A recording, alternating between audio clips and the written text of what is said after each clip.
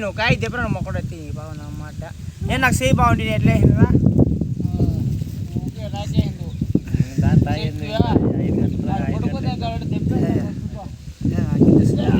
ఇంకేంటికి ఉండదు నాకు కంపెనీ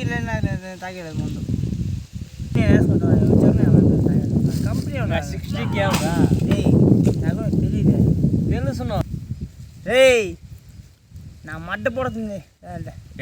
ఏమనేమో అందరూ ఏమో బాహుబలి ఎవరు నువ్వు